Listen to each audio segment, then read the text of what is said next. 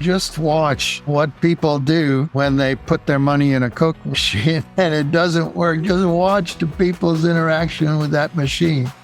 If you try this in the workplace, be very careful. Welcome back to the Management Theory Toolbox, your top destination for uncovering the why behind management and business concepts. If you're an executive, manager, consultant, or business student, and you want to dive into a scientifically rooted discussion of management theory, then you're in the right place. We're continuing to learn about, learning in organizations. And we've been covering this topic called operant conditioning, which is just a fancy psychology term for modifying people's behavior using positive and negative reinforcement. A good example of this is in the Big Bang Theory show, where Sheldon Cooper tries to change Penny's behavior using positive reinforcement. Every time she does something he likes, for example by not talking too loud or following Sheldon's house rules, Sheldon offers her a piece of chocolate. He goes so far as to start rewarding her when she speaks in a lower-toned voice, because Sheldon finds her natural high pitches annoying. Eventually, Penny's boyfriend, Leonard, catches on. I know what you're doing.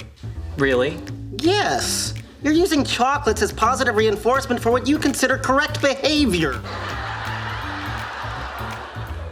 Very good. Chocolate? No, Sheldon, you can't train my girlfriend like a lab rat. Actually, it turns out I can. Well, you shouldn't. There's just no pleasing you, is there, Leonard? You weren't happy with my previous approach to dealing with her, so I decided to employ operant conditioning techniques, building on the works of Thorndike and B.F. Skinner. Yet by this time next week, I believe I can have her jumping out of a pool, balancing a beach ball on her nose. No, this has to stop now. Are you saying that I am forbidden from applying a harmless, scientifically valid protocol that will make our lives better? Yes, you're forbidden. We've so far covered the type of behavior modification that Sheldon employs in episodes 11, 12, and 13. But here's a question. What happens when Sheldon stops giving Penny the chocolates? Will she immediately return to her previous annoying behaviors? Or will it be a gradual transition? Or perhaps some of those behaviors will never or rarely return, meaning that Sheldon's behavior modification program could have a lasting impact. It's a situation you might encounter at work. After learning about operant conditioning from this podcast, maybe you overzealously start implementing some positive and negative reinforcement regimes in your team. But what happens if you have to stop those reinforcements? Or what happens if you find out that something you're doing is reinforcing an undesirable behavior? Clearly, you want to stop reinforcing that behavior. In psychology and organizational behavior, the process in which a behavior is followed by the absence of a previously encountered positive consequence, thereby reducing the likelihood that the behavior will be repeated, is called extinction. You can think of the positive reinforcer as a candle flame, adding energy to and heating up some object. When the flame is extinguished, what happens? How quickly does the object cool down? Was some of the object melted or otherwise permanently changed by the application of that flame? This process of extinction is our topic for today. But this topic has several angles to explore, and we're going to need some help from an expert in behavioral principles. We're fortunate enough to have with us today Dr. Michael Domjan of University of Texas at Austin. Hi, Dr. Domjan, and welcome to the show. Thank you. Glad to be here. Before we get started, go ahead and introduce yourself and tell us a bit about your background and your work. I'm a professor of psychology at the University of Texas at Austin, where I've been teaching conditioning and learning for the past 50 years, if you can believe that. I supervised the learning lab for about 35 years, studying basic processes of Pavlovian conditioning. No longer have a lab, but I concentrate on scholarly writing and disseminating knowledge about conditioning and learning through books and a YouTube channel that has about 50 mini lectures about various topics in conditioning and has attracted viewers from 30 different countries around the world. I recently collaborated with Andrew Delamater in writing the 5th edition of the book, The Essentials of Conditioning and Learning, which was published by the American Psychological Association in the summer of 2023. Excellent. Thank you. And 50 years of teaching at U of T, that's quite something. We're really happy to be able to get your expertise today. In today's episode, we're talking about the idea of extinction in the context of behavior conditioning. Could you tell us what extinction is? So there are basically two types of conditioning procedures. One of these is called Pavlovian conditioning and was originated by Pavlov. A lot of us are familiar with that.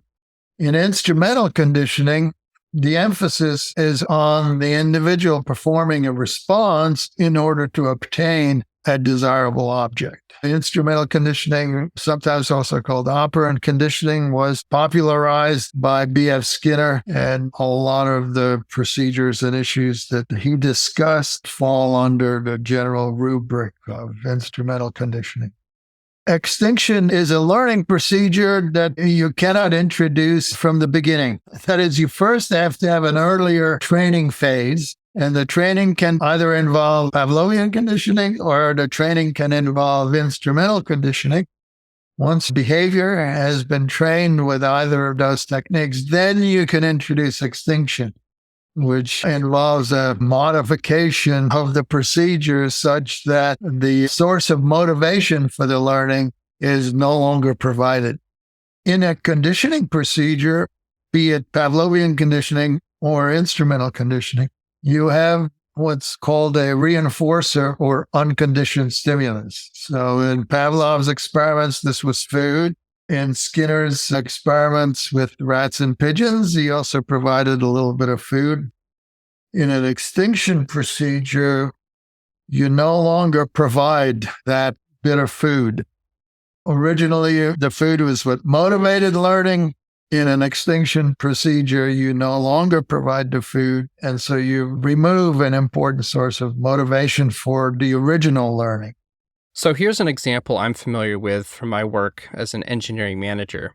We'd commonly train associates and try to give them positive feedback on their work to reinforce when they're following procedures or situations where they went really deep into a design. We want to reinforce that and provide that positive feedback. But maybe a decade or two down the road, when they're a lead engineer or a principal engineer, it's not really expected that we should have to keep giving them positive feedback on all these tiny details in order to continue to motivate them to do it. We should, of course, give them positive feedback on their good performance on the bigger tasks that are part of their more senior job description. But if we have to keep telling our senior engineer how great it is that they solved the problem in a thorough manner just to keep that behavior from lapsing, then something's probably wrong and maybe they're not ready for that more senior role. So if I'm understanding this correctly, this is an example of extinction where it's expected that the behavior should still continue even without the positive reinforcement that was previously given. In the context of providing feedback and encouragement to get someone to perform correctly or perform at a high level, extinction would be no longer providing that feedback, no longer providing that encouragement. So how do we go about doing that properly? Is there a correct procedure for extinction? Well, in Pavlovian conditioning, we have a signal, or what's technically referred to as a conditioned stimulus, that during original training is paired with an unconditioned stimulus. Extinction involves presenting the conditioned stimulus by itself without food, without the unconditioned stimulus. Okay, so it's as simple as that. Simple as that, yeah. Okay, just stop the positive reinforcement. But does that actually work? Are there any challenges with that? Of course, when you say, does it work, it depends on how you want things to work. The typical outcome of an extinction procedure is that the learned response declines. You get a reduction in conditioned responding once you no longer provide the unconditioned stimulus or reinforce the source of encouragement for the individual performing. Now, in Chapter 10 of your book, The Essentials of Conditioning and Learning, which I'll link to in the show notes for our listeners, you talk about some of the, quote, paradoxical reward effects in extinction. Tell us a bit about these paradoxical effects. Paradoxical reward effects are very interesting, and they fit into the general characterization is that you get more behavior in extinction for having provided less reinforcement or less encouragement during training. One of the first paradoxical reward effects was the so-called partial reinforcement extinction effect. In this phenomenon, two groups of individuals are compared. One group gets rewarded every time they do something. And you would think that if you reward somebody every time they do something, they would be more likely to continue doing that when extinction is introduced. The second group during original training is given intermittent reinforcement. So they are given the reward or encouragement only some of the instances where they perform the behavior. And you would think that that would lead to weaker behavior and the individual would be more likely to abandon doing that when their extinction is introduced. But it doesn't work that way. It works just the opposite. Providing encouragement or reward less frequently during original training makes the individual continue to do that behavior for longer stretches of time in the face of extinction or in the face of no longer receiving the reward or encouragement. You see this clearly if you compare how long individuals continue to operate slot machine as opposed to how often they continue to operate a vending machine when extinction is introduced. Extinction in a slot machine consists of the machine no longer working, so it never pays out. If you create a malfunction, so it never pays out. Individuals who've been playing a slot machine are going to continue to operate the machine for long stretches of time, even though the machine is no longer working properly. That's persistence of behavior following partial or intermittent reinforcement. If you operate a vending machine, you put your money in, you expect to get the can of Coke every time you put your money in. So that's continuous reinforcement. If the machine now no longer functions, that means that you're on extinction. You don't persist on continuing to put money in the machine. The first time you fail to get your can of Coke, you probably swear at the machine, maybe kick it, try to shake it, put money in it again, hoping it's going to work the second time. If it doesn't work the first time, you get mad at it and you walk away. So extinction following continuous reinforcement results in a decrease in behavior very rapidly. So that's the paradoxical partial reinforcement extinction. Another paradoxical effect is that we expect that if we provide a larger reward for a behavior, pay somebody a higher bonus for doing something, that is going to make them perform that activity more often in the face of not getting paid. Not getting paid is the extinction part. Well, the larger the reward that you provide during training, if you introduce extinction, you stop providing rewards, the individuals that receive the larger reward quit a lot faster. If you want somebody to continue to perform the desired response in the face of no longer getting paid for it, you're better off having paid them a little bit and intermittently than having paid them a lot consistently. It's paradoxical in that smaller rewards actually lead to greater persistence in behavior. You see this in the persistence of responding among artists. What is the probability that a poet is going to get their next poem published? It's next to zero. It's very difficult to get a poem published, but if they do get one published, that will encourage them to write more poetry and keep trying to get it published. So intermittent reward leads to quite strong persistence in the face of long strings of failure. Of course, you see it in gambling. Somebody can be losing bets most of the time, but the occasional time they win is going to trap them into continuing to bet in the face of no reward, in the face of extinction.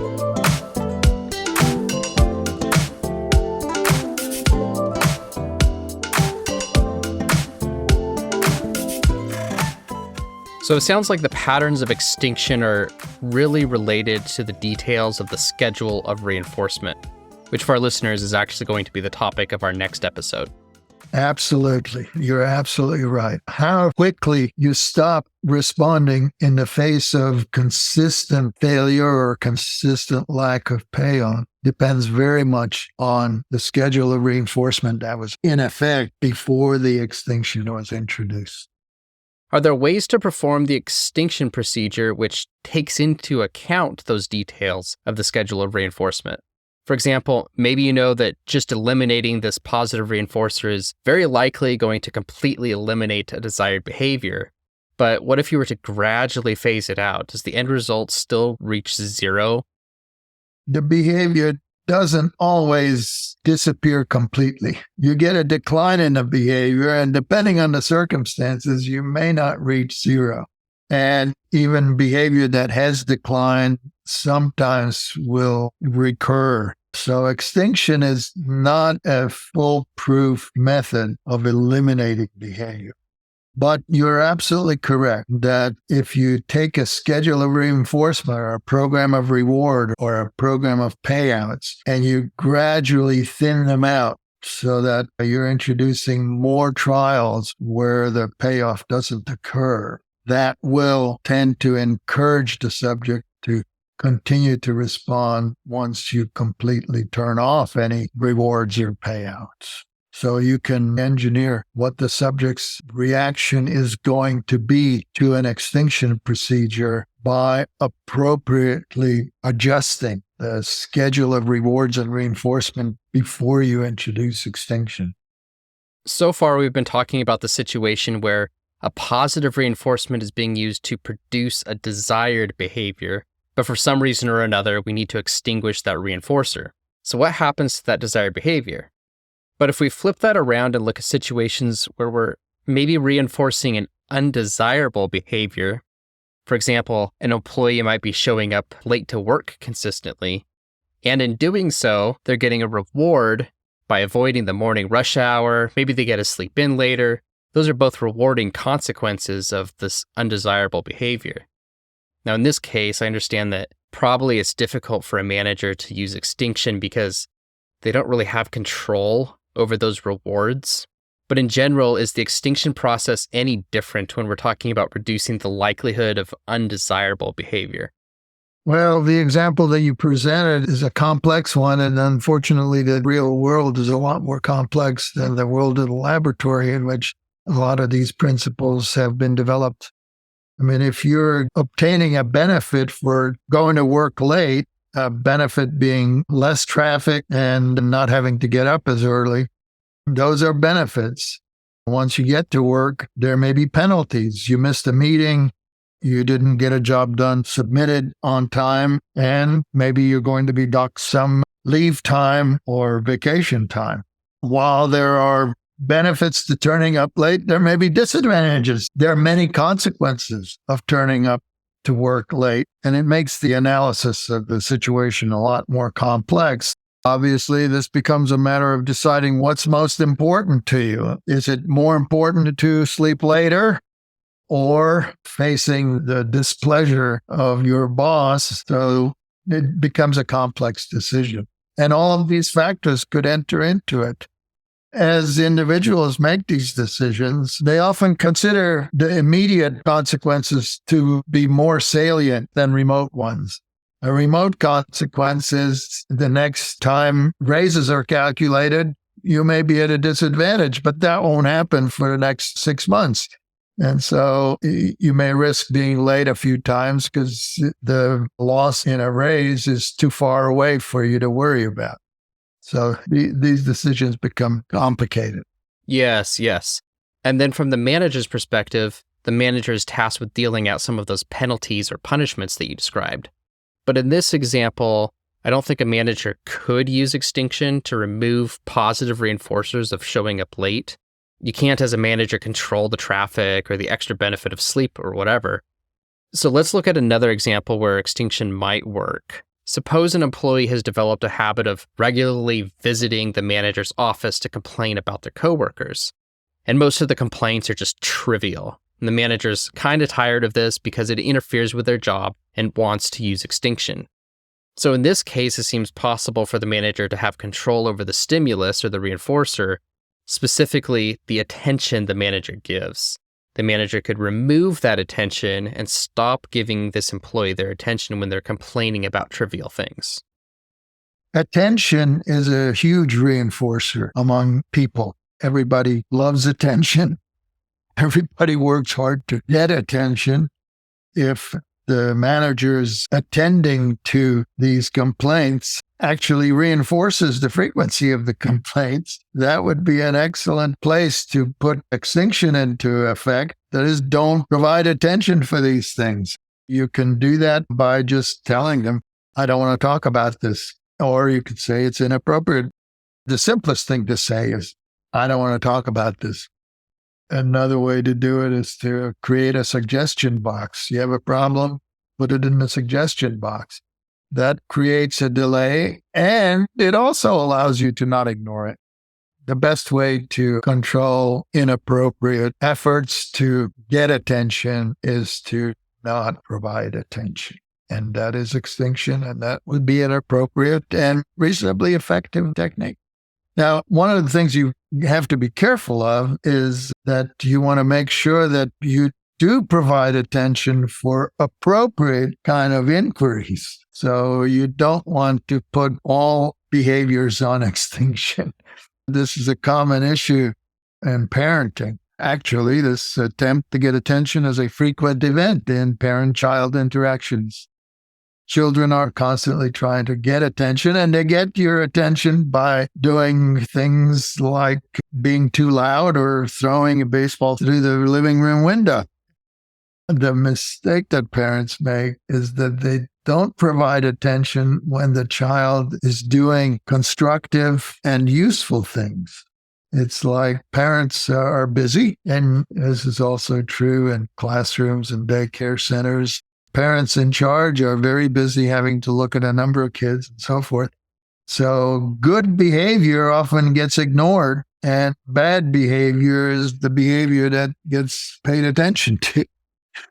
In order to solve that problem, you have to pay attention to good behavior.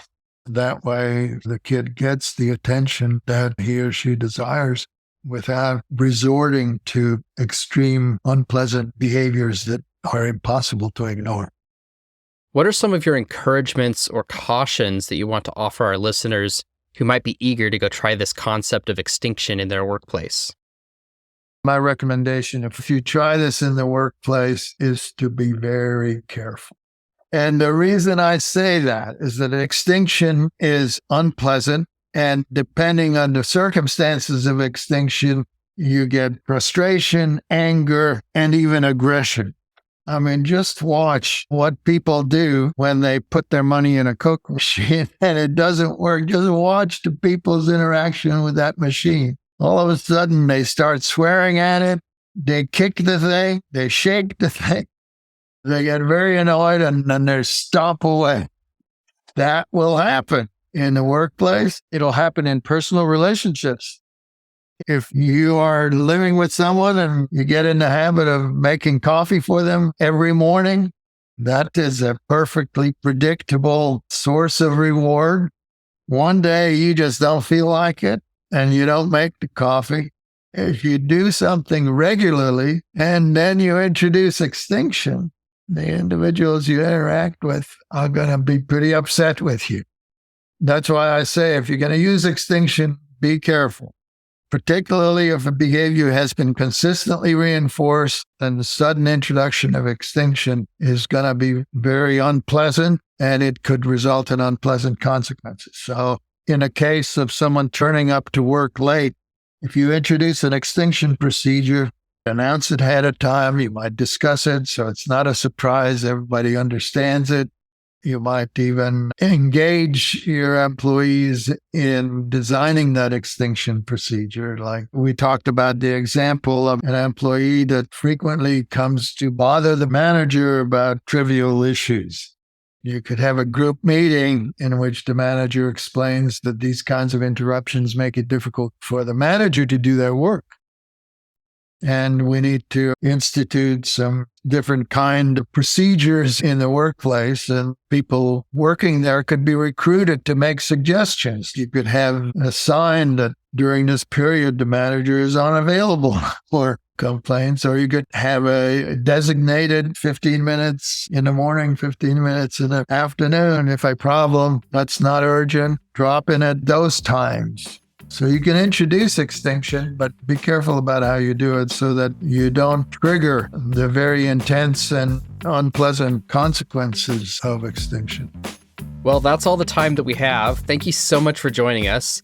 This was such a fascinating subject, and you're definitely an expert in this area, so we're grateful to learn from your expertise. Before we sign off, can you tell our listeners how they can find you and your work? I'm a professor, and so everything I do is out there in public. You can easily find research articles that I've written through Google Scholar or ResearchGate. I have an extensive faculty webpage at the University of Texas at Austin. And as I've mentioned earlier, I've got this extensive YouTube channel on principles of learning, so you can search for that on YouTube. Also find my books on Amazon and other book retailers. So it's easy to find me. In fact, it would be harder for me at this point to try to hide. Anyway, appreciate your interest, and thanks very much, Travis, for having me on. Yes, and thank you. My pleasure.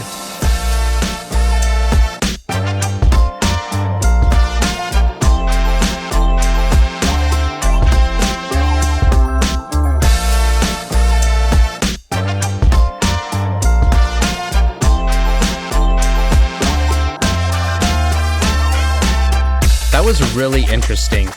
I think my biggest takeaway is the caution regarding using extinction.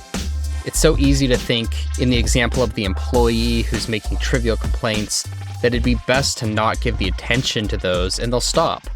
It's kind of like the scene in Parks and Recreation where a Pawnee citizen complains to Ron Swanson about the city's sprinkler system. To avoid engaging with the complaint, Ron continuously swivels his chair away from the citizen, effectively ignoring her. Excuse me, there's a sign at Ramsett Park that says do not drink the sprinkler water, so I made sun tea with it and now I have an infection. Sir? Sir, are you listening to me, sir? Sir, I'm talking to you! Sir, are you aware that there is waste in your water system? In that example, Ron's tactics elicited a negative response, but his use of extinction seems to more or less work and the complaints eventually go away.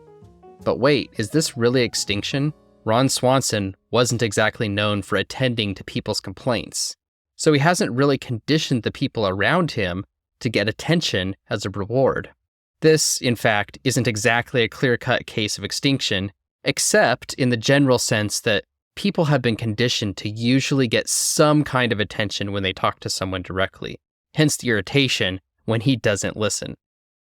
But usually by the time we realize that we've been inadvertently reinforcing an undesirable behavior, it's probably too late.